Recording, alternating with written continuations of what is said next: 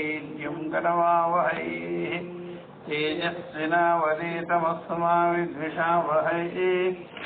ओम शांति शांति शांति। हरिः ओम श्री गुरुभ्यो नमः। हरिः ओम।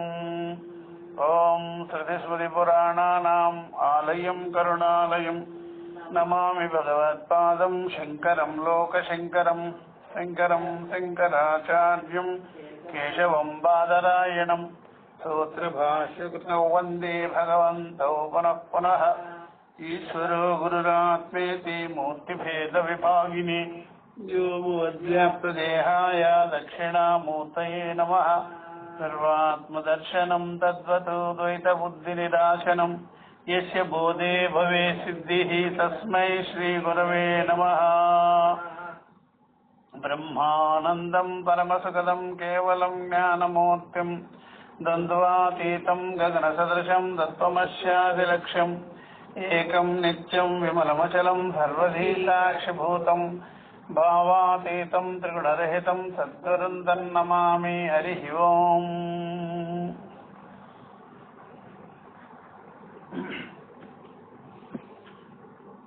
మాండూక్యోపనిషత్తు దానిలో గౌడపాద కారికలు ఆదిశంకర భాష్యం మనం విచారిస్తూ వస్తున్నాము. ఇక్కడ ఇంతవరకు కూడా 38వ కారిక వరకు గ్రహో న తత్ర న ఉత్సర్గః చింతా యత్ర న విద్యతే ఆత్మసంస్థం తదా జ్ఞానం అజాతి సమతాంగతం. గ్రహః న తత్ర న ఉత్సర్గః చింతా యత్ర న విద్యతే ఆత్మసంస్థం తదా జ్ఞానం అజాతి సమతాంగతం. దీన్ని చెప్పిన తర్వాత జ్ఞాని యొక్క ఆ యొక్క నిశ్చయాన్ని, జ్ఞాని యొక్క నిశ్చితానుభవాన్ని చెప్పి ఈ ప్రకారంగా కృతకృత్యుడైన వారికి ఆ గ్రహణ బుద్ధి ఉండదు. ఆ గ్రహణ బుద్ధి ఉందే ఉండదు, ఆత్మబుద్ధి ఉంటుంది. ఈ గ్రహణ బుద్ధి అంటే ద్వైత బుద్ధి అన్నమాట. అందుకని మనం వ్యవహారంలో గ్రహణ బుద్ధి లేకుండా వ్యవహారమే చేయలేం. వ్యవహార విషయం కాదు, స్వరూప నిశ్చయ విషయంలో, ఆత్మ నిశ్చయ విషయంలో నేను గ్రహణ బుద్ధితో కూడుకున్నవాడినా కాదా అనే నిశ్చయం అన్నమాట. స్వరూప నిశ్చయం మూలం అంటే నా స్వరూపము గ్రహణ విషయం అయితే, అంటే తీసుకోవడం, ఇచ్చుకోవడం, పుచ్చుకోవడం, పట్టుకోవడం, వదలడం, ఇష్టము అయిష్టము అయితే తత్ర చింత అస్తి. చింతలు ఉంటాయి ఇక్కడ తప్పనిసరిగా. చింతలు అంటే ఆదిభౌతిక, ఆధ్యాత్మిక, ఆదిదైవికమైన చింతలన్నీ, దుఃఖాలన్నీ, బాధలన్నీ, కష్టాలన్నీ, ఎవ్రీథింగ్ ఉంటాయి అన్నమాట. అద్వైత బుద్ధి వల్ల, అందువల్ల అద్వైత బుద్ధిలో మీకు భయం, రాగం, ద్వేషం ఇత్యాదులన్నీ ఉంటాయి అన్నమాట. మనం ఎన్ని వాల్యూస్ చెప్పినా సరే ఇది మూలంలో ఈ యొక్క ఆరోపం, అవిద్య తొలగకపోతే ఇంకా మీరు ఎన్ని చేసినా సరే లాభం లేదు. శమదమాదులు అనుకోండి, లేకపోతే యమ నియమాదులు అనుకోండి, ఇత్యాదులు ఎన్ని చేసినా వాల్యూస్, అమానిత్వం, మదంబిత్వం, అహింస, క్రాంతి రాజ్యం ఇత్యాదులన్నీ మూలం, ముందు స్వరూపం యందు ఉండేటువంటి ఈ అవిద్య ఆరోపితం, అనాత్మ దృష్టి, అనాత్మ జ్ఞానం జీవ దృష్టి, సంసారి దృష్టి, ద్వైత దృష్టి తొలగితే తప్ప ఆత్మ సమస్తం కాదు. ఆత్మ సమస్తమైన వాడి విషయం వేరు. మనకి ఏ ఇంద్రియము, ఏ విషయము, ఎవరు, ఏమిటి, ఇంద్రియ విషయాలు ఏంటి, మనసు సంకల్పాలు ఏంటి, బుద్ధి ఏమిటి, అహంకారం ఏంటి, దీనికి మూలం కారణం ఏంటి, అవన్నీ తెలిసిపోతాయి అన్నమాట. అందుకనే అది అనాత్మ విషయాలు, ద్వైత విషయాలు, జగత్ విషయాలు అని స్పష్టం చేసుకుంటాడు అనమాట. అందువల్ల అతనికి కురవన్నపి నలిపింది, పశ్యన్నపి నా పశ్యది అనమాట. తెలిసి, యథార్థం తెలిసి అప్పుడు మనము దేహేంద్రియ సంఘాతములో అసంగ రూపముగా మనము జీవన్ముక్తులై వ్యవహరించాలి. తెలియకుండా దేహేంద్రియాల సంఘాత ముందు చూసారా, జీవన్ముక్తుడై జీవించలేము, బద్ధుడై జీవిస్తాం. బద్ధుడై, బంధీ అయి అనమాట. బంధీ అయి జీవిస్తాడు, సంసారిగా జీవిస్తాడు. అందుకనే సుఖ దుఃఖాదులన్నీ ఆయన వెంటే ఉంటాయన్నమాట. సరేనా? కాబట్టి అది చెప్పి కృతకృత్యుడగుచున్నాడు జ్ఞాని, బ్రహ్మవేత్తలు అని చెప్పేసినారు. ఇక్కడ దిగువ ఒకటి శంకరాచార్య వారు క్లియర్ కట్గా రాసిన దాన్ని ఈ స్క్రిప్ట్ రచించే వాళ్ళు లేనిపోనివన్నీ క్రియేట్ చేస్తారు. బ్రాహ్మణ అంటే బ్రహ్మవేత్తలు, బ్రహ్మర్షులు, బ్రహ్మజ్ఞానిన. ఎందుకంటే గురుకులంలో బ్రహ్మ విద్యా గురుకులంలో ఉన్న వాళ్ళంతా బ్రహ్మచారులంతా బ్రహ్మవేత్తలే అవుతారు. వేరే గత్యంతరం లేదు. ఎందుకని మీరు సైనిక స్కూల్లో చేస్తే సైనికులు, బ్రహ్మ విద్యా గురుకులంలో చేస్తే బ్రహ్మవేత్తలు, మెడికల్ కాలేజీలో చేరితే డాక్టర్స్, ఇంజనీరింగ్ కాలేజీలో చేరితే ఇంజనీర్స్. అట్లా బ్రహ్మ విద్య గురుకులం, బ్రహ్మ విద్య విచారం చేసేటువంటి.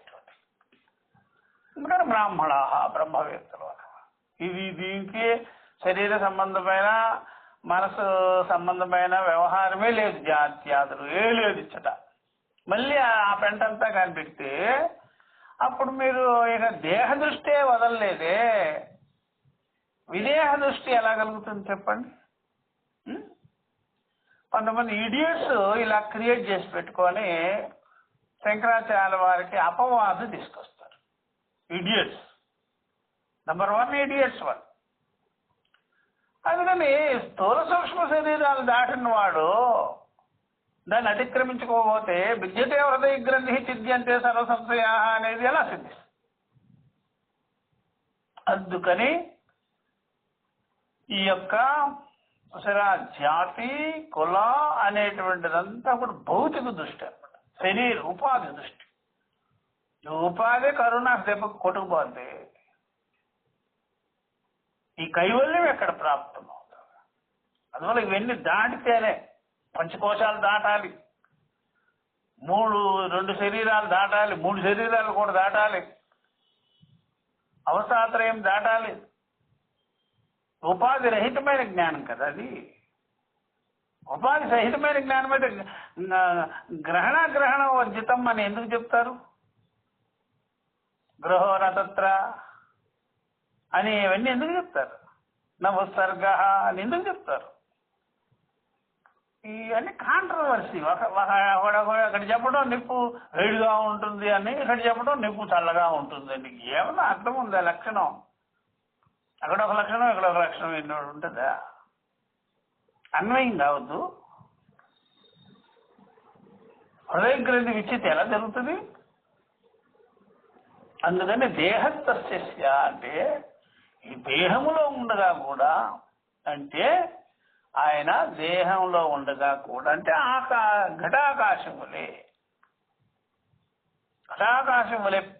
ప్రకాశిస్తాడు అనమాట. అందుకని దేహాన్ని పట్టుకుని కూర్చున్నవాడు వాడు వేరు. ఇక్కడ దేహము నవద్వారపురంలో ప్రకాశిస్తాడు. నవద్వారపురాన్ని పట్టుకుంటే ఇంకేముంది? దేహస్థుడు జీవి, సంసారి అయిపోతాడు. కరెక్ట్గా ఉండాలి చెప్తే. అందుకని ఈ జ్ఞానాన్నే మంచి పేరు పెట్టి పిలిచారండి గౌడపాదాచార్యుల వారు. ఇదంతా ఋషి వాంగ్మయం అండి. మధ్యలో కర్మిష్ఠులంతా గుస్ బయట కరికే దూరిపోయారు. కర్మిష్ఠులు వేదాల్లోకి దూరినే ఎంతవరకు దూరుతారో, ముందు గదిలోకి దూరుతారు, కర్మకాండ గదిలోకి. తర్వాత గది ఉంది బ్రహ్మగృహం, అది దాంట్లో మాత్రం మీకు ప్రవేశమే లేదు, ఎంటర్ లేదు.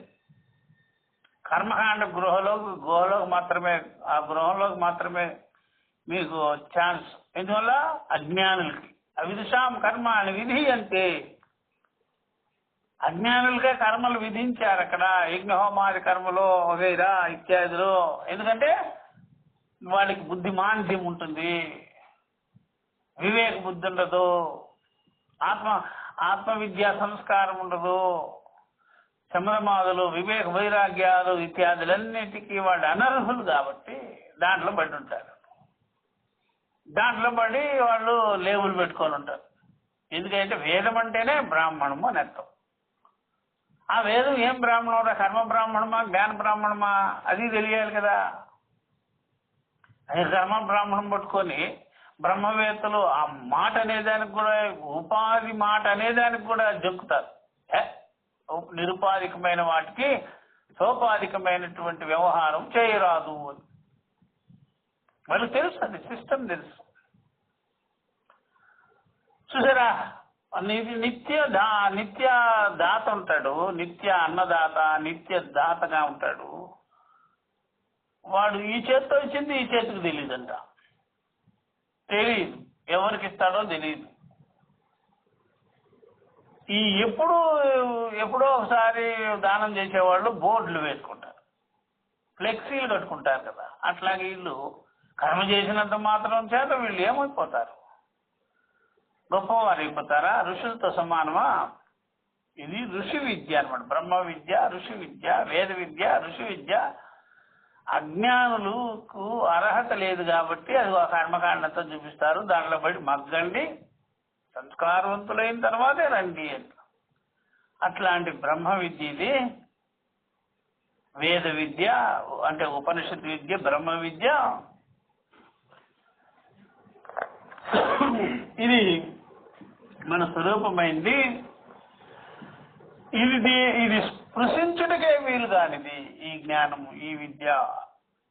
అస్పర్శం. మరి అస్పర్శం అంటేనే దేహేంద్రియాదులకు విలక్షణం కదా, నిరవయమైనది కదా, నిత్యమైనది కదా, అసంగమైనది కదా. అందుకని అస్పర్శ విద్య అంటారు. ఈ యొక్క ఆత్మ విద్యని, బ్రహ్మ విద్యని అస్పర్శ విద్య అనే పేరుతో చూసారా ఆ బ్రహ్మవేత్తలు, అద్వైతులు దీన్ని ప్రశంసించారన్నమాట. ఇంకా తెలుసుకోవాల్సి. ఇంకనే చూడండి, ఇట్లా దీనికి కర్మిష్ఠులైన వాళ్ళు, సాధన సాధ్యాలలో ఉండేవాళ్ళు భయపడి చేస్తారంట, భయపడిపోతారు. దెబ్బ వద్దురా బాబు నాయన, అస్పర్శ యోగం అది మాకొద్దు అంటే. అస్పర్శ విద్య అది, స్పృశించలేని విద్య అది, స్పృశించలేని విద్య అది, అంటదు. కాబట్టి అంటన విద్య అసంగ విద్య. ఈ అసంగమే మన ఆత్మస్వరూపం. అసంగోహి అయం ఆత్మ. చూసారా, చెప్పారు అన్ని, ఎక్కడికెక్కడే ఉన్నది, బాగా తెలుసుకోవచ్చు. ఇదంతా కూడా స్పర్శ యోగం అనే పేరుతో ఈ అద్వైత విద్య ఉంది, అజాత విద్య. ఇది ఈ ద్వైతవాదులకి, కర్మిష్ఠులకి, కర్మకాండలో రమించే వాళ్ళకి, యామిమాం పుష్పితాం వాచిం ప్రవదంతి అవిపశ్చితాః వేదవాద రతః పార్థాః నాన్యదస్తి వాదినః అంధేనైవ నియమానాః యథా అంధాః అనేటువంటి ఈ యొక్క చూసారా, ఈ జన్మాంధులు ఉన్నారే, అవిద్యాంధులు, వీళ్ళకి దుర్గమ, అర్థమే కాదు, వీళ్ళకే అర్థమే కాదు, చాలా కష్టం అని గౌడపాదులే కారిక ద్వారా హెచ్చరిక చేశారు కర్మిష్ఠులకి. ఈ సాధన సాధ్యాలతో, ఈ ఉపాధి దృష్టితో పొందాలి అనుకునే వాళ్ళకి నిరుపాధి జ్ఞానం కలిగించుకోకుండా ఉపాధి దృష్టితో ఇది పొందాలి అనుకునే వాళ్ళకి ఒక చూసారా చంపపెట్టు లాంటి ఈ యొక్క కారికని ఆయన చూసారా బోధించారు. చూడండి, యద్యపి ఏదం యత్తం పరమార్థతత్వం, అయితే ఇది పరమార్థతత్వము ఎలాంటిదంటే చెప్పుచున్నాను వినండిరా అంటున్నాడు. కాబట్టి ఈ పరమార్థతత్వమైనటువంటి అజాతవాదము, అద్వైతవాదము, అద్వైత సిద్ధాంతము ఎలాంటిదో వినండి అని నేను చెప్పాను కదా. ఉపక్రమం ఉపసంహారం అయిపోయింది. ఇక ఈ విద్యా ప్రశంస అనమాట. ఇది విద్యా ప్రశంస అవిద్యావంతులని తెగ నరకటము, తెగ తిట్టడం అనమాట. అందుకని అర్థవాదంలో వస్తుంది ఇది. ఉపక్రమము, ఉపసంహారము, అర్థవాదము. చూసారా, అర్థవాదం అంటే జ్ఞానిని ప్రశంసించుట, అజ్ఞానిని నిందించుట. అది బాధ. అస్పర్శయోగో వై నామ దుర్దర్శః సర్వయోగిభిః యోగినో బిభ్యతి యస్మాదభయే భయదర్శినః. అస్పర్శయోగో వై నామ దుర్దర్శః సర్వయోగిభిః యోగినో బిభ్యతి యస్మాత్ అభయే భయదర్శినః. చూసినారా ఎక్కడి కారిక. అస్పర్శ యోగ వై నామ ప్రసిద్ధ ఇది. సరే, ఈ యొక్క బ్రహ్మవేత్తల యొక్క సముదాయంలో, అంటే ఈ యొక్క బ్రహ్మవేత్తల యొక్క బ్రహ్మ విద్యా గురుకులాలలో, బ్రహ్మ విద్యా సత్సంగాలలో, ఈ యొక్క జనకుల వారి సమక్షాదులలో ఈ విద్యని గురించి ఇలా గొప్పగా చెప్పారనమాట. ఏమనంటే అస్పర్శయోగ వై నామ, వై ప్రసిద్ధార్థం అనమాట. వైనామ అనే ప్రసిద్ధార్థం. అస్పర్శయోగం అని దీని పేరయ్యా. గొప్పగా ఇది ప్రశంసించబడింది. బాగా ప్రశంస చేశారనమాట. ఇది బ్రహ్మవేత్తల యొక్క సముదాయంలో జనకుల వారి యొక్క బ్రహ్మసభ యందు నేను గొప్పగా కొనియాడి ఉండిరి. అస్పర్శ యోగో వై నామ. అస్పర్శ యోగం అంటారు దీన్ని. అస్పర్శ విద్య, అద్వైత విద్యని ఏం పేరు? అస్పర్శ విద్య. ఎందుకు సార్ ఆ పేరు పెట్టినారంటే, ఇవి ఇట్లా కర్మిష్ఠులకి సాధన సాధ్యములలో కొట్టుమిట్టాడే వాళ్ళకి అంటదు. వారెన్ని చేసినా అంటది ఇది. అర్థమే కాదు. ప్రకాశింపబడదు. వాళ్ళల్లో కర్మలలోనే రమిస్తుంటారు, కర్మకాండలో మునిగి తేలుతుంటారు. వాళ్ళకి ఈ విద్య పట్టనే పట్టదు అంటాం కదా మనము. పట్టనే పట్టదురా నీకు అని. సేమ్ అలాగే ఇది కూడా. అస్పర్శయోగ వై నామ సర్వయోగిభిః దుర్దర్శః. దుర్దర్శః సర్వయోగిభిః. సర్వయోగిభిః అంటే సాధకభిః. సాధకులు, సంసారులు, కర్మిష్ఠులు, వీళ్ళందరినీ కూడా సర్వయోగిభిః అంటారు. యోగిభిః అంటారు. యోగిభిః అంటే సాధకానాం, సాధన సాధ్యాలలో ఉండే వాళ్ళకి. దుర్దర్శం దుఃఖేన దర్శనం. దుఃఖంతో కూడుకొని ఇది జ్ఞానం. దుఃఖంతో కూడుకున్న జ్ఞానం. దుఃఖంతో కూడుకున్న జ్ఞానాన్ని ఎవరు కూడా పొందడం సాధ్యపడదు. వద్దు బాబు మాకు వద్దయ్యా అని పరిగిలు తీసేస్తారు. మాకు అర్థం కాదు అని వెళ్ళిపోతారు. దుర్దర్శ సర్వయోగిభిః. సర్వయోగిభిః సర్వయోగుల చేత, సర్వయోగులకి ఇది దుర్దర్శ దుఃఖేన దర్శనమితి అని. ఎందుకు సార్ అట్లాగా? ఎందుకని? యోగినః బిభ్యతి. యోగులు భయపడి చస్తున్నారు. యోగినః సాధకానాం సాధన సాధ్యవతాం. సాధన సాధ్యాలలో రమించువారు ఉన్నారే వాళ్ళు బిభ్యతే భయం కరోతి. అభయ విద్యని చూసి భయపడడం అంటే ఎంత ఘోరమో చూసినారా స్వామి? అర్థమైందా? అది బాగా తెలుసుకోవాల్సింది. ఇప్పుడు ఎప్పుడైనా సరే చనిపోయిన వాడు ఉంటాడు కదా, చనిపోయిన వాడిని ఒకసారి లేపి వాడిని, ఇటుగో ఇటేమో పరమాత్మ ద్వారం ఉంది, ఇటేమో భార్య బిడ్డల ఈశ్వనాత్రయముల యొక్క సంసార ద్వారం ఉంది, ఏ ద్వారానికి నువ్వు వెళ్ళదలుచుకున్నావురా నువ్వు అని అడగండి చెప్తారు సంగతి. నువ్వు చచ్చిపోయాడు, ఇప్పుడే చచ్చిపోయాడు, వాడిని ఏం చేసినారంటే బతికించి టెస్ట్ చేస్తున్నారు, అందరికి తెలియజేయాలి ఈ ఎట్లాంటి వాడు అని. ఈ చచ్చిన జీవుడు ఎలాంటి వాడు అని ఆ పెద్దలు ఏం చేసినారంటే, వాడిని ఒకవేళ యమధర్మరాజే అనుకోండి, ఎందుకయ్యా తీసుకెళ్తారు మీరు అని, అప్పుడు వాడిని బతికించి చూపిస్తున్నారు, వీడు దేనికి అర్హుడని.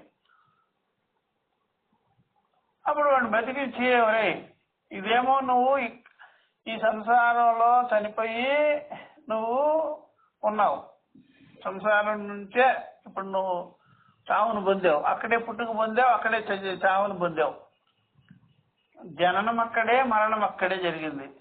మరణం అయిన తర్వాత నువ్వు మళ్ళీ ఎక్కడికో వెళ్ళాలి కదా, ఆ వెళ్ళవలసినటువంటి ప్రస్థానం ఉంది, వెళ్ళవలసిన ప్రస్థానం అంటే చాలా మంది ఏమనుకుంటారు, శ్మశానం అనుకుంటారు. శ్మశానంలో ఏముందిరా నాయన, అది బహిర్భూమి లాంటిది, బహిర్భూమి అది. ఈ పంచిభూతాల శరీరం ఉంది, అక్కడ పడేయడం అనమాట. మనం రోజు తిన్నది బహిర్భూమిలో వేసినట్టే ఈ శరీరాన్ని కూడా ఒక రోజు అక్కడ పడేయాలన్నమాట. నువ్వు అడిగితే ఆ జీవుణ్ణి వాడేమంటాడంటే, నేను ఎక్కడ పుట్టాను సార్ అంటే, ఇక్కడే పుట్టినావు సంసారంలో. ఎక్కడ చనిపోయాను సార్, అక్కడే చచ్చిపోయినావు సంసారం. మరి ఇప్పుడు ఎక్కడికి పోదలుచుకున్నావు నువ్వు చెప్పు.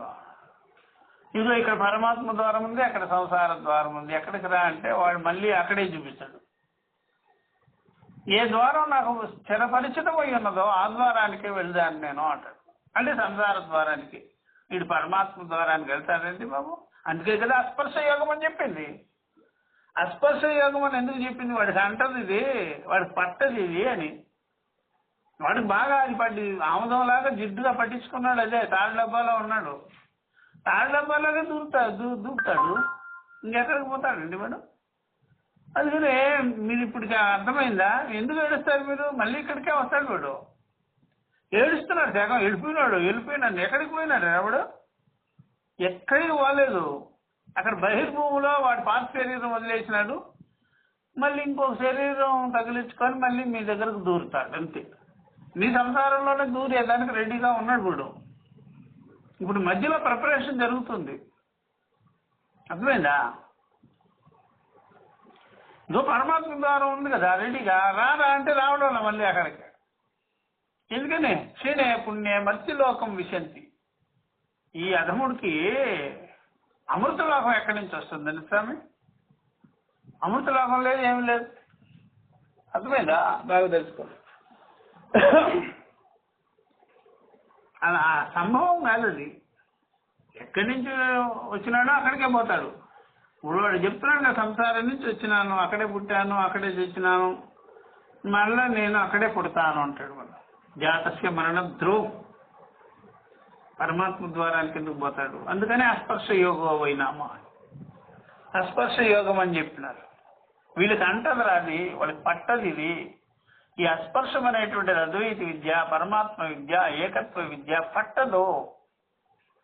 భయపడి చేస్తారు ఈ పరమాత్మ విద్య అంటేనే. వాళ్ళు సాధన సాధ్యాలలో ఉంటారు, కర్మఫలాలతో కూడుకొని ఉంటారు, కర్మలు చేసుకుంటుంటారు ఫలాల కోసము. ఇంకా అదే రొటీన్ లైఫ్ అది వాళ్ళకి. ఆ రొటీన్ లైఫ్ నుండి మళ్ళీ ఇలాంటి పరమాత్మ జ్ఞానంలోకి ఎందుకు వస్తారు సార్ వాళ్ళు? అట్లా ఏం లేదు. అదే బాగా తెలుసుకోవాల్సిన మాట. కనుక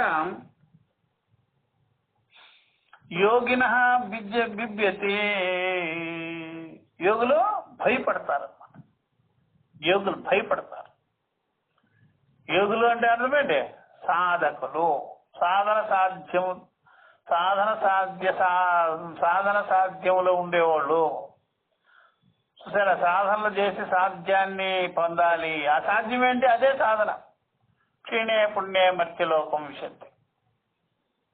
అందుకని ఆ లోకాల వరకు వెళ్ళడం, మళ్ళీ అక్కడి నుంచి మళ్ళీ రావడం.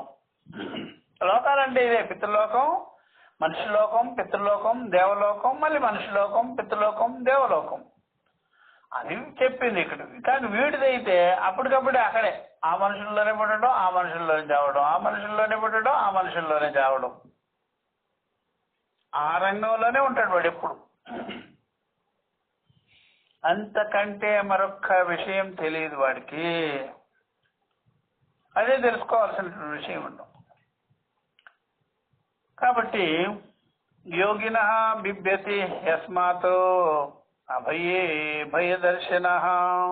యస్మాత్ హి అంటే నిశ్చయంగా చెప్తున్నారు. హి అంటే నిశ్చయంగా చెప్తున్నారు. అస్మాత్ హి ఎందుచేతనంటే నిశ్చయంగా, అస్మాత్ అభయే, అస్మాత్ అభయ బ్రహ్మమైన, అభయ స్వరూపమైన, అద్వయ స్వరూపమైన ఆత్మ అంటేనే వీళ్ళకి భయము. అసలు నిజంగా భయపెట్టేది ద్వైతము. అద్వయ బ్రహ్మం భయ కారణం కాదు. అసలు ద్వైతం ఉన్న చోటే భయం ఉంటుంది నీకు. నిత్యం ఎక్కడ ఏడ్చేది? నలుగురితో ఏడుస్తావా, ఏకాంతం ఒక్కడిగా ఉండి ఏడుస్తున్నావా అంటే నలుగురితోనే ఏడుస్తాడు. ఒక్కరిగా ఉండి ఏడిపే ఉంది. స్వామి ఒక్కరిగా ఉండి కూడా ఏడుస్తాడు కదా స్వామి అంటే ఆ నలుగురిని తలుసుకొని ఏడుస్తాడు ఒక్కడిగా. వాడు ఏకాంతంలో కూర్చొని నలుగురిని తలుచుకొని, నా భార్య లేదే, బిడ్డలు లేదే, దూరం అయిపోయారే, ఎక్కడికో పోయినారే అని ఏడుస్తుంటాడు. ఇప్పుడు నలుగురే భావరూపంగా. అప్పుడేమో చూసారా, అప్పుడేమో వ్యవహార రూపంగా. ఇప్పుడు భావరూపంగా బంధనం, అప్పుడు కర్మల రూపంగా బంధనం. అప్పుడు ఏడ్చాడు, ఇప్పుడు ఏడుస్తాడు. చూసారా, ఫిజికల్ గాను ఏడుస్తాడు వాడు, మెంటల్ గాను ఏడుస్తాడు. అందుకనే భయానికి కారణం ద్వైతము. మరి ఈ అద్వైత స్వరూపమైనటువంటి ఆత్మవిద్య, బ్రహ్మ విద్య, దానికి ఎందుకు భయపడ్డము అంటే అది వాళ్ళకి వ్యవహారం మీద ఆసక్తి ఉంటుంది. ఆ వ్యవహారం మీద ఉండేటువంటి ఆసక్తి పోతుందేమో అని బాధ అనమాట. ఆ పోతుందేమో అని బాధ. చూసారా, అందుకని వాడికి ఏడుపు, భయం. చూసారా, వ్యవహారం ఎక్కడ పోతుందో అని. వ్యవహారం వదలడం మంచిదిరా అనుకోవడం లేదు వీడు. చూసారా, వ్యవహారం వెళ్ళిపోతే ఎట్లాగా, వీడి స్వరూపమే వ్యవహారము అన్నట్టుగా ఏడుస్తుంటాడు, బాధపడుతుంటాడు, దుఃఖపడుతుంటాడు, భయపడుతుంటాడు. అదే అనమాట కార్యకాలు చెప్పింది. అస్పర్శ యోగో వైనామ దురదర్శ సర్వయోగిభిః యోగినో బిభ్యతి యస్మాత్ అభయే భయదర్శినః. అన్ని ప్రకారాలుగా, అన్ని విధాలుగా, అన్ని రకాలుగా ఇది అస్పర్శమై ఉన్నది, స్పర్శరహితమై ఉన్నది. ఈ అద్వైత విద్య, ఆత్మ విద్య, ఆత్మజ్ఞానము, బ్రహ్మజ్ఞానము, అట్టి బ్రహ్మజ్ఞాన విషయంలో జరిగింది చెప్తున్నారు. దీని పేరు అస్పర్శయోగమని, అస్పర్శ విద్యని నిశ్చయించారు పెద్దలు.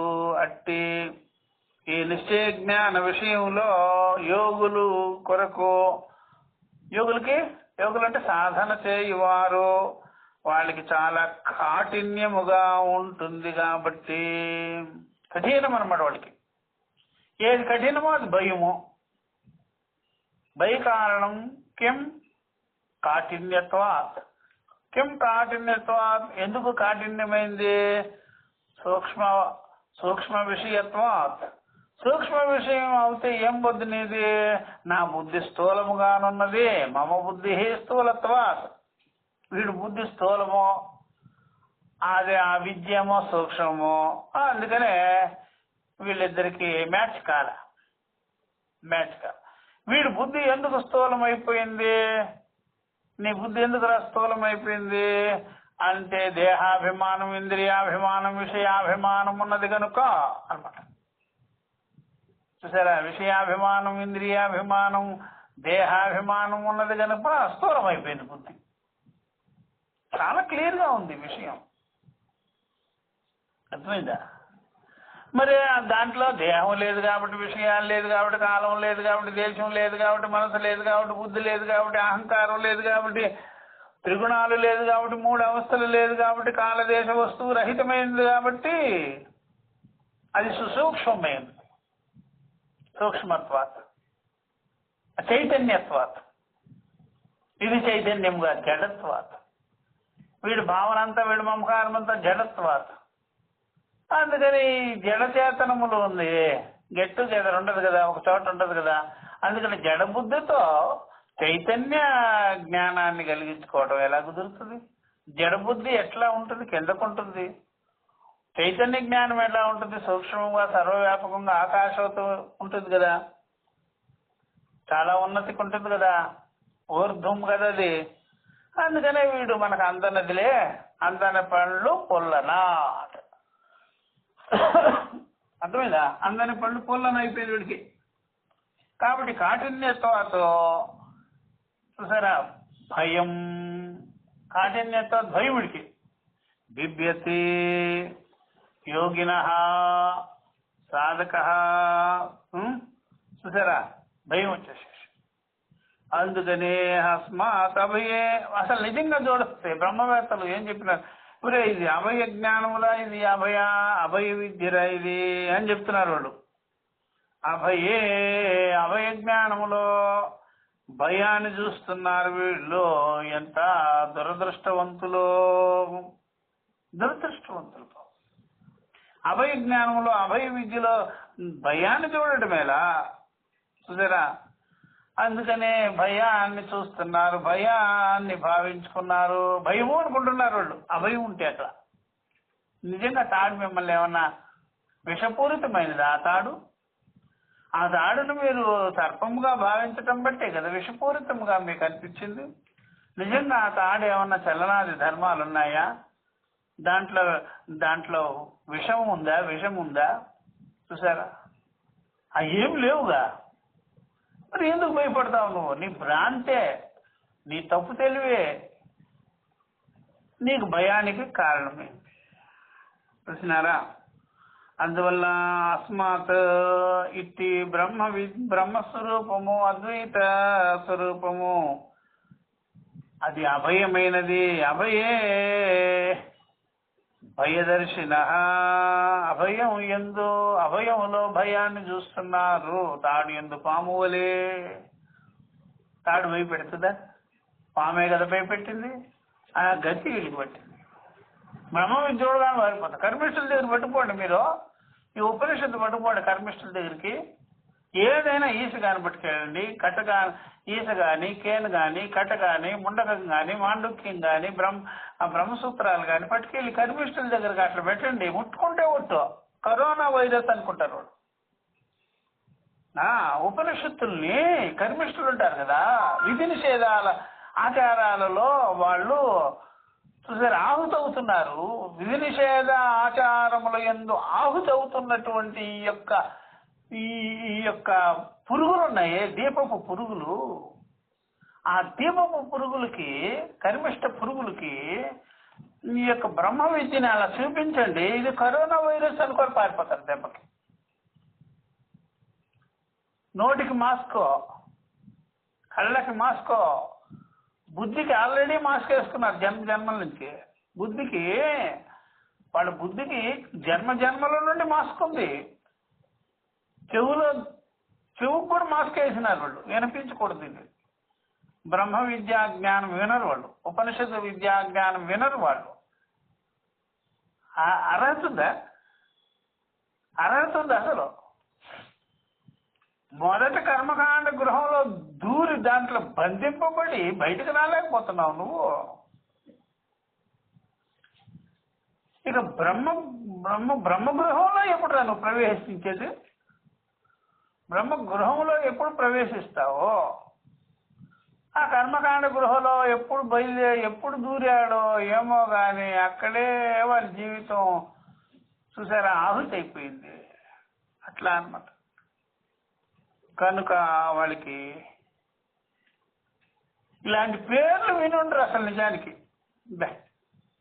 అసలు వేదాన్నంతా మోసేది శృతి శిరోముఖమైనటువంటి వేదాంతములే, ఉపనిషత్తులే మోస్తుంది. అంత పూర్వామనాయమునంతా మోసేది ఉపనిషత్తే. ఆ ఉపనిషత్తే కారణం. ఇదే ప్రమాణం, ఇదే సత్యము. ఈ సత్యమే దాన్ని ఆ కర్మకాండని కర్మకాండ జగత్తుని మోస్తున్నది. సత్తు ఇది అసత్తును మోస్తుంది. తాడు యందు పాము వలె. ఈ జ్ఞానం అంటే భయపడతారు వాళ్ళు, ఏమనాలి వాళ్ళని. కాబట్టి వాళ్ళకి ఇది వైరస్ అనుకుంటారు వాళ్ళు. మమ్మల్ని నాశనం చేసేస్తుంది ఇదే బ్రహ్మ విద్య, మనం ఆత్మనాశనం అయిపోతాము అనుకుంటారండి. ఆత్మనాశత్వాత్ ఇన్ని గీతలో కూడా ఉంది ప్రమాణాలు. ఆత్మనాశనం అవుతుంది భయం అంట. రెండో అధ్యాయంలోనే ఉంది.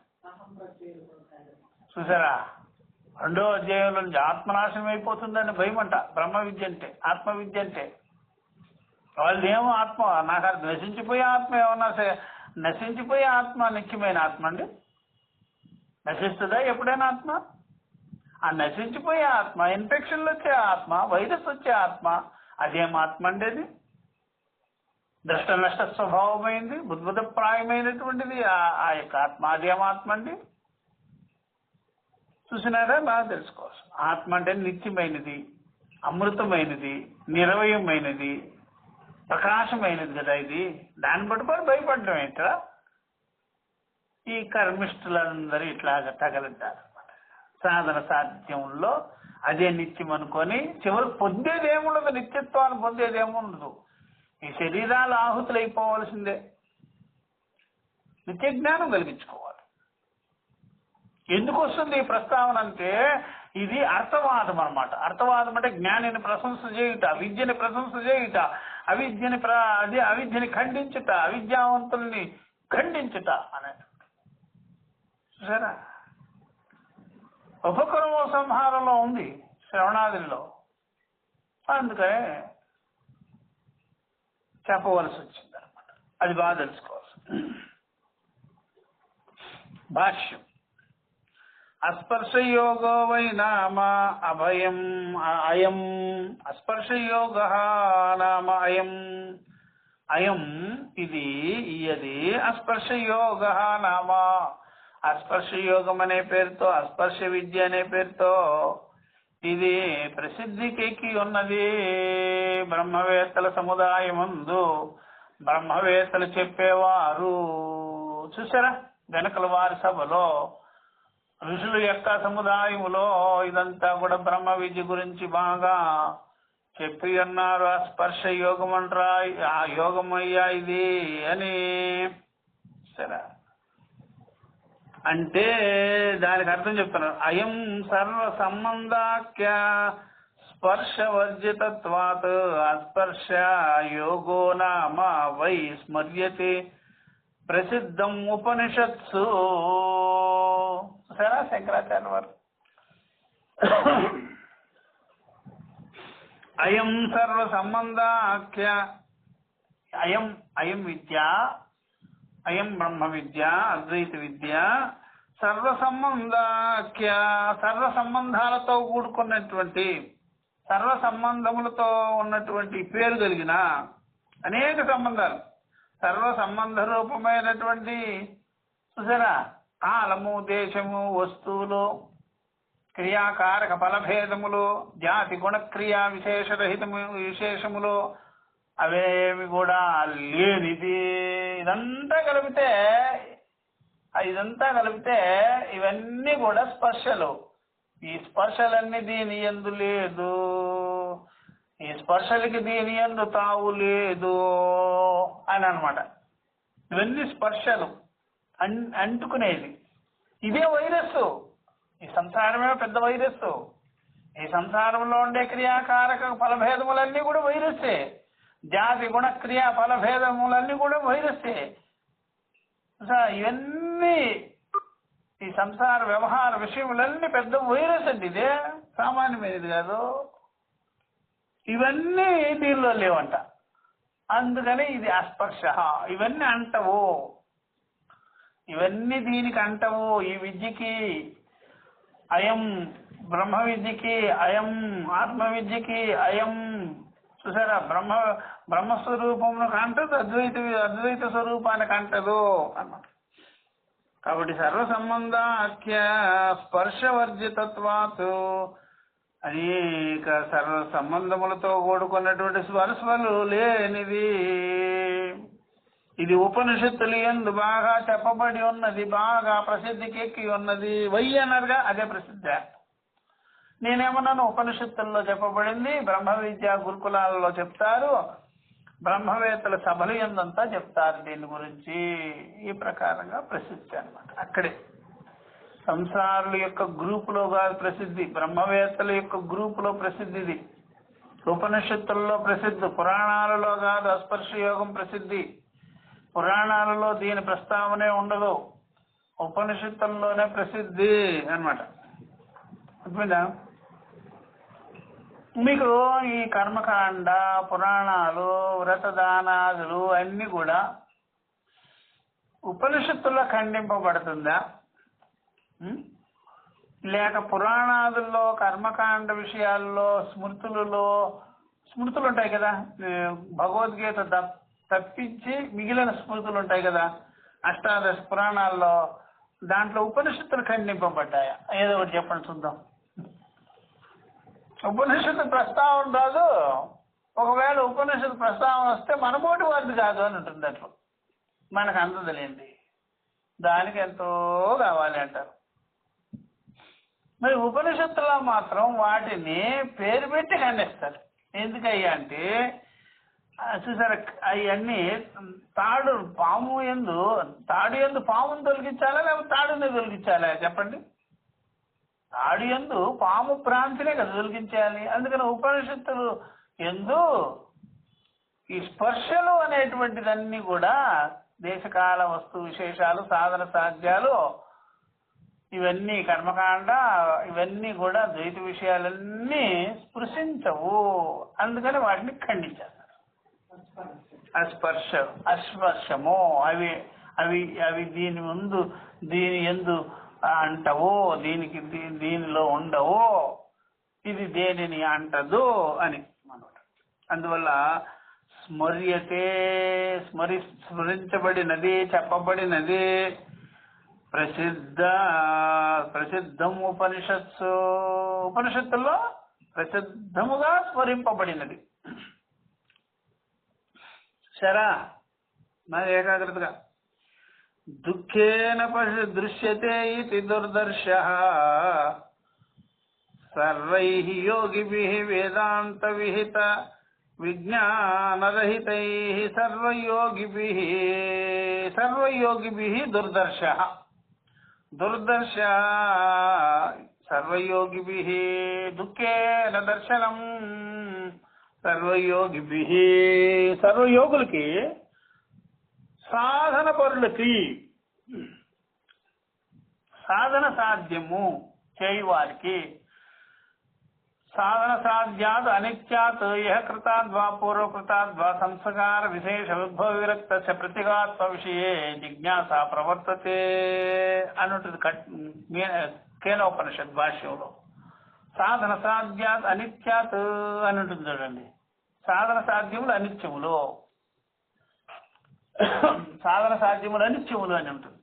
సాధన సాధ్యాత్ అనిత్యాత్, ఆ అనిత్యము నుండి బయటపడినటువంటి ముముక్షువు ఈ జన్మలో చేసుకున్నాడో, ఏ జన్మలో చేసుకున్నాడో, ఏ కృతాద్వా పూర్వకృతాద్వా సంస్కార విశేష ఉద్భవ విరక్తస్య ప్రత్యేగాత్మ విషయే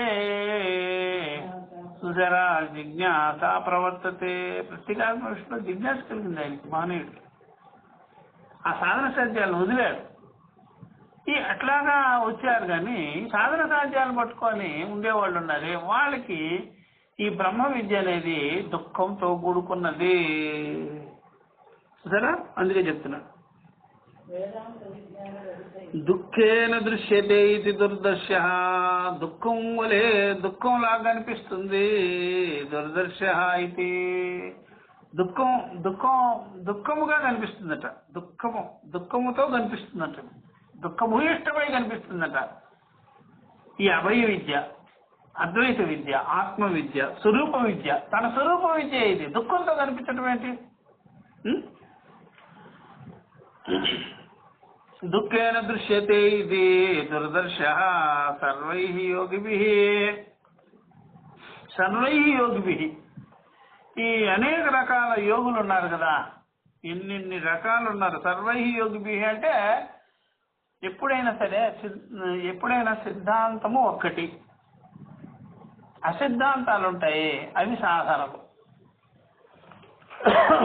సాధన సాధ్యములు పలు రకాలుగా ఉంటాయి. సిద్ధాంతం ఒకటే ఉంటుంది, సత్యమైనది ఒకటి ఉంటుంది, అసత్య మార్గాలు చాలా ఉంటాయి అన్నమాట. అందుకనే ఎక్కడైనా సరే ఒక ద్వైతం ఉంటుంది అనుకోండి, అనేకంగా ఉంటుంది ద్వైత విషయాలు. సాధన చేసేవారు కూడా ద్వైతంలో పలు రకాలుగా ఉంటారు, నానా రకాలు ఉంటారు. మరి అద్వైతంలో అనేక రకాలు ఉండరు, వేదాంతానికి అనేక రకాలు ఉండరు, ఒక్కటే టైపు. ఎక్కడికి పోయినా సరే, ఎక్కడికైనా వెళ్ళి ఆసేతసీమ హిమాచల పర్యంతం చూసుకోండి, భూమంతా తిరిగాయండి. అద్వైత విద్య అంటే ఒకటే, ఆత్మ కంటే అన్యంగా రెండవది లేనే లేదు అని తీసుకుంటారు. ద్వైత విషయాలు అయితే ఒక్కొక్క దేశంలో అనేక రకాలు, ఎక్కడ చూసినా అనేక రకాలు ఎన్నో ఉంటాయి. సాధన సాధ్యము ఉన్నదంటే చాలండి, పలు రకాలు ఉంటాయి. అందుకనే ఒక నామం తీసుకోండి, ఒక ఏదో ఒకటి తీసుకోండి, ఏవో రకం డిఫరెన్స్ ఆఫ్ నామం డిజైన్ చేసుకుంటారు. ఎవరి డిజైన్ వాడిదే. ఒకటి నామం పొడుగు తీస్తాడు, పుట్టిగా తీస్తాడు, అడ్డంగా తీస్తాడు, నిలువుగా తీసి నాయన. అద్వైతం అలాగా బెండి చేసేదానికి కుదరదు కదండి. అలాత చక్రం కాదు కదా, అలాత చక్రంలో చెప్తారు కదా. అలాతం అంటే అటువంటి గిరగిరగర తిప్పేది. చూసారు, అమావాస్య చీకట్లో ఒక కాకడా పుచ్చుకొని గిరగిరగర తిప్పితే రకరకాల డిజైన్లు ఏర్పడతారు కదా. ద్వైతం డిజైన్ లేదు, నానా రకాలు. ఎవడు బుద్ధికి తోచినట్టు వాడు, అలా తిప్పుతుంటాడు అనమాట. ముండే మతిర్భిన్న. ఒక్కొక్క శరీరంలో ఒక్కొక్క రకమైన మతి అనమాట. ఆ మతితో వాడు ఏదో ఒకటి క్రియేట్ చేసుకొని ఉంటాడు. అందుకనే వాడు సర్వయోగిభిః అన్నారు. సర్వయోగిభిః, సర్వ సాధకులు వేదాంత విహిత విజ్ఞాన రహితై. ఎందుకు సార్ వాళ్ళు అలా అన్నారంటే, వేదాంత విహిత, వేదాంత శాస్త్రము చెప్పబడినటువంటి, విహిత ఉపదేశిత, వేదాంత విహిత వేదాంత ప్రతిపాదిత. వేదాంత విహిత మీన్స్ వేదాంత ప్రతిపాదిత. చూసారా, వేదాంత ప్రోక్త విజ్ఞానరహితై, విజ్ఞానము లేని వారై ఉన్నారు. వేదాంత విజ్ఞానరహితులై ఉన్నారు. వేదాంతము యందు చెప్పబడినటువంటి విజ్ఞానము ఆత్మాచి బ్రహ్మ, అహం బ్రహ్మాస్మి, అయమాత్మా బ్రహ్మ, తత్వమసి, సర్వం కల్విదం బ్రహ్మ, నేహనా నాస్తి కించన, ఈశావాస్యమిదగం సర్వం ఇత్యాది. ఇవన్నీ అండి, ఇదే వేదాంత విహిత. వేదాంత విహిత మీన్స్ వేదాంతము యందు ఏమి చెప్పబడును, వేదాంతము యందు ఏమి ఉపదేశించి ఉండేది అంటే, ఆత్మాచి బ్రహ్మ, అహం బ్రహ్మాస్మి ఇది, తత్వమసి ఇది, సర్వం కల్విదం బ్రహ్మ ఇది. చూసారా, బ్రహ్మై వేదగం సర్వం ఇది, ఆత్మా ఏవ ఇదగం సర్వం ఇది విహిత ఉపదేశిత. ఇదే ఉపదేశించారు సార్. అది లేని వారు వీరు ఈ సాధన సాధ్యములలో ఉన్నారే. కాలత సాధనం చేసేవారు, దేశత సాధనం చేసేవారు, ఇంద్రియాలు సాధన చేసేవారు, మనసు సాధనం చేసేవారు, ఈ దేహంతో సాధన చేసే వాళ్ళు ఉన్నారే, దేహ బుద్ధితో సాధన, కాల బుద్ధితో సాధన చేసేవాళ్ళు ఉన్నారు కదా, వాళ్ళు విజ్ఞాన రహితై, విజ్ఞానం లేదు వాళ్ళకి, వివేక విజ్ఞానం లేదు, అపరోక్షమైనటువంటి విద్య లేదు, అపరోక్ష అనుభవంతో లేరు వాళ్ళు. అందుకే వాళ్ళకి భయం పట్టుకున్నది. అందుకే భయం పట్టుకున్నది. ఎందుకంటే దేన్ని పట్టుకోన్నారో వాళ్ళు అది వదలడం కష్టం. అది వదిలితే గాని దీనికి వచ్చే పని లేదు. ఎందుకంటే విషయాలను పట్టుకున్నంత కాలం ఇంద్రియాల్లోకి రాలేరు, విషయాలను పట్టుకున్నంత వరకు మనసులోకి రాలేరు, మనసు మనోభావాలను పట్టుకున్నంత వరకు బుద్ధి ఎందు రాలేరు, బుద్ధిలో ఉన్నంత వరకు అహంకారాన్ని దాటలేరు, అహంకారాన్ని ఎప్పటి వరకు అయితే దాటవో అప్పటి వరకు అజ్ఞానాన్ని వదిలించుకోవో, అజ్ఞానం వదలకుండా జ్ఞానం కలగదు. ఇదే అన్నమాట. చూసారా, పంచకోశ బద్ధుడు, పంచకోశ బద్ధుడు, పంచకోశ బందీ. నాగబంధనం ఇదే. నాగబంధనం అంటే ఇదే. పంచకోశ బంధనమే నాగబంధనం. నాగబంధనం ఎందుకు వదలలేదు అంటే పంచకోశ బంధనం మనకు వదలలేదు కదా.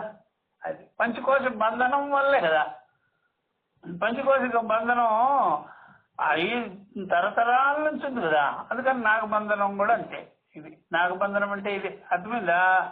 అందుకని మన వెన్నుపూస ఉంటుంది కదా, అది నాగబంధనమే. అది వెన్నుపూస. ఆ వెన్నుపూస మీదే కదా శరీరం అంతా నిలబడింది, ఆ స్థితికి లేదు. అందుకని therefore ఈ పంచకోశ బంధనంలో ఇరుక్కొని ఉన్నాడు, దీన్ని వదిలించుకోడు. ఇది వదిలించుకుంటేనే కదా బుద్ధికి సాక్షిగా ఉన్నటువంటి తత్వాన్ని వాడు తెలుసుకునేది. అందుకని అది బుద్ధికి సాక్షిగా ఉన్న జ్ఞానం కలగాలంటే అది వేదాంత ప్రతిపాదితమైన విజ్ఞానం కలిగించుకోవాలి. ఆత్మాచి బ్రహ్మ అహం బ్రహ్మాస్మితి అది కలిగించుకోవాలి కదా. అది కలిగించుకోలేడు కాబట్టి వీడికి భయము. సర్వయోగిభి చూసారా, దుర్దర్శ బిభ్యతి. దుర్దర్శ వీడికి దుఃఖంతో కూడుకున్నది, భయపడుతున్నాడు వాడు అన్నమాట. సరే, ఇప్పుడు చెప్తున్నారు చూడండి. ఆత్మసత్యానుబోధ ఆయాసలభ్య ఏవ ఇత్యర్థః. ఈ ఆత్మసత్యానుబోధ ఉంది, ఆత్మసత్యం యొక్క అనుభవ బోధ, అహం బ్రహ్మాస్మి ఇది అపరోక్షమైనటువంటి జ్ఞానం కలిగించుకోవడం చాలా కష్టం అన్నమాట వాడికి. ఆత్మసత్యానుబోధ ఆ బోధ ఉంది. ఆయాసలభ్య ఏవ ఇత్యర్థః. ఇది ఆయాసంతో కూడుకున్నది. ఒరే, నీ కర్మకాండే ఆయాసము, ఇది ఆయాసమే కాదు. ఏమిటి ఆయాసం అంటే శ్రవణం చేయాలి, మననం చేయాలి, నిధిధ్యాసం చేయాలి, గురువు గారి దగ్గర కూర్చోవాలి గంట సేపు. గురువు గారి దగ్గర గంట సేపు కూర్చునేదానికి నీకు చాలా ఇబ్బందిగా ఉందంటయా? గురువు గారి దగ్గర కూర్చునేదానికి ఇబ్బందిగా ఉందా? పోయి ఆసనం వేసుకొని ధర్మాసనం, ఆసనం, ఏ ఆసనం వేసుకొని ఈ జపతపాలు అన్నీ చేయలేదు, అది నీకు అనిపించలేదా? ఇది చాలా కష్టంగా ఉందా? ఈ ఆత్మసత్యానుబోధ ఆయాసలభ్య ఏవ ఇత్యర్థః తస్మాదహం బిభ్యతి అట. అందుకని నేను భయపడుతున్నాను, దుఃఖంతో కూడుకుంది. ఇదంతా కూడా శ్రవణ మన్నాదులు చెయ్యాలి. మరి ప్రాణాయామాదులు చేస్తే తేలిక? శ్రవణ మన్నాదులు చేసేదానికి ఏమైనా కష్టమా? అట్లా అన్నమాట. ఈ ఉపనిషత్తులను వినాలి, ఉపనిషత్తులు చాలా కష్టంతో కూడుకున్నవి అని భయపడి చేస్తుంటాడు. అందుకని ఆయాసం అంటాడు, ఆయాసపడిపోతుంటాడు. సంసారం ఆయాసం కాలేదు, సాధన ఆయాసం కాలేదు, శ్రవణం ఆయాసం అయిందా నీకు? ఏం చెప్తావు? సంసారం ఆయాసం కాలేదా? భార్య, బిడ్డలు, వస్తువులు, వాహనాలు, సంపాదనలు, ఇవన్నీ ఈ సాధనలన్నీ ఆయాసం కాలేదా? యమ, నియమ, ఆసన, ప్రాణాయామం, ప్రత్యాహార ఇత్యాది ఆయాసం కలగలేదా? వ్రతదానాదులు ఆయాసం కలగలేదా? యజ్ఞ హోమాదులు ఆయాసం కలగలేదా? శ్రవణాదులు చేసేదానికి నీకు ఆయాసం వచ్చిందా? శ్రవణాదులు ఎంత తేలికది. ఇట్లాంటి దౌర్భాగ్యుడు ఏమన్నాడు? శ్రవణాదులు హాయిగా చేయొచ్చు. మంచి సూక్ష్మమైన విషయం ఇదే. వెనతో పడిన విద్య, అరిచేతిలో విద్య ఇది.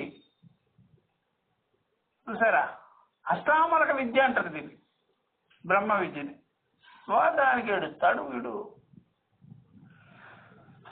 తర్వాత అంటున్నాడు, యోగిన బిభ్యతి అస్మాద్ అభయదర్శన. అభయే భయదర్శన. అభయమైనటువంటి ఈ జ్ఞానమునకు యోగులు భయపడుతున్నారండి. భయం భయం భయం కలిగించుకుంటున్నారు, భయం అనుకుంటున్నారు. భయం అదే ఎవరిని భయపెట్టింది? భయాన్ని పోగొడుతుంటే చెప్తున్నారు దీన్ని. యోగిన బిభ్యతి అస్మాత్ సర్వ భయవర్జితాత్ అపి భయవర్జితాత్ అపి ఆత్మా నాశరూపమిమం యోగం మన్యమానాః భయం కుర్వంతి. అభయే అస్మిన్ భయదర్శినః భయనిమిత్త ఆత్మనాశదర్శనశీలాః అవివేకినః ఇత్యర్థః. ఏం భాష శంకరాచార్య చూసారా?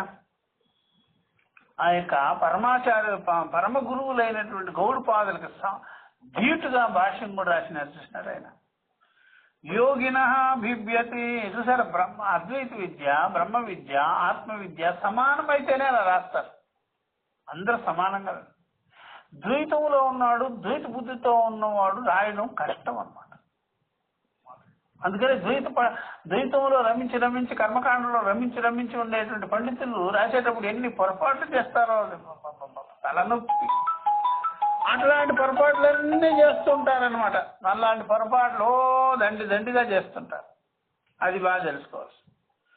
యోగిన బిభ్యతి హ్యస్మాత్. యోగులు భయపడుతున్నారు. హి అస్మాత్ సర్వ భయవర్జితాత్. అస్మాత్ అభయజ్ఞానాత్. అస్మాత్ అభయజ్ఞానాత్ యోగిన బిభ్యతి. ఈ అభయజ్ఞానమునకు వాళ్ళు భయము చెందుతున్నారు. ఎందుకని? సర్వ భయవర్జితాత్. సర్వ భయాలను పోగొట్టేది, సర్వ భయాలు లేనిది. అద్వైతము సర్వ భయాలు లేనిది, సర్వ భయాలను పోగొట్టేది. సర్వ భయాలు లేనిది, సర్వ భయాలను పోగొడుతుంది. అన్ని రకాల భయాలను పోగొడుతుంది. అభయ జ్ఞానం ఇది, అభయాన్ని ఇచ్చేది. చూసారా, ఎవరైనా అభయ హస్తం అంటారే, అదేం హస్తం అంటేనే భయపడాలి. అర్థమైందా? కాంగ్రెస్ హస్తం లాంటిది. హస్తం అంటేనే భయపడి సావాలి మీరంతే. బాగా తెలుసుకోవాలి. అందుకని ద్వైత హస్తమే ఉంటుంది కానీ అభయ హస్తం ఏముండదు సార్. భయహస్తాలే. కానీ బ్రహ్మ విద్య ఒక్కటే అభయం, అభయ జ్ఞానం. అందువల్ల సర్వ భయవర్జితాత్ అపి. భయవర్జితమైనది అయినప్పటికీ కూడా వాళ్ళు ఏమనుకున్నారంటే ఆత్మనాశము జరుగుతుందని. ఆత్మనాశ రూపమేమం యోగం. ఆత్మనాశాన్ని కలిగిస్తుంది అద్వైత విద్య అనుకొని మన్యమానాః ఇట్లా అనుకున్నారు. మన్యమానాః దీనిపోర్ వాళ్ళు ఇట్లా అనుకుంటూ భయం కుర్వంతి. భయాన్ని కలిగించుకుంటారయ్యా. ఇట్లాగే మీరు మామూలుగా ఇలా చెప్పండి, మీకు చక్కగా అర్థం చేసుకుంటారు. మీరు చెప్తే ఇదే స్టైల్లో చెప్పండి, మీరు ఎంత అర్థం చేసుకుంటారు. చెప్పకుండా విధి నిషేధాలు మాత్రమో జోరుగా చెప్తుంటారు. ఇది చెప్పాలి. అందుకని సర్వభయవర్జితాత్ అపి. సర్వ భయాల్ని పోగొట్టేటువంటిదైనా ఈ విద్యను చూచి ఈ విద్యని ఆత్మనాశం కలిగిస్తుందని యమం యోగం, ఈ అద్వైత జ్ఞానమును వాళ్ళు ఈ విధంగా మన్యమానాః అనుకున్నారు. అనుకొని భయం కుర్వంతి, భయము కలిగి ఉన్నారు. ఎందుకని? అభయే అస్మిన్ భయదర్శిన. అభయమైనటువంటి అద్వైతమైనటువంటి ఆత్మ విద్య అయినటువంటి దాని యందు భయాన్ని కలిగి ఉన్నారు, భయాన్ని చూశారు. ఎవరో చెప్పుంటారు అంతే, వీడు చూసినాడు. ఎవరో చెప్పుడు మాటలు ఇవన్నీ, అవిద్యా మాటలు, ఆరోపణ మాటలు. అవే వినుకొని చేస్తున్నారు వీళ్ళు. ఏమైనా భయం కలిగిస్తుందండి అద్వైత విద్య? మీ కర్మకాండ విద్య భయం కలిగిస్తుంది, ద్వైత విద్య భయం కలిగిస్తుంది. భయదర్శన భయ నిమిత్త ఆత్మనాశ దర్శనశీల. భయం ఎందుకు వచ్చింది?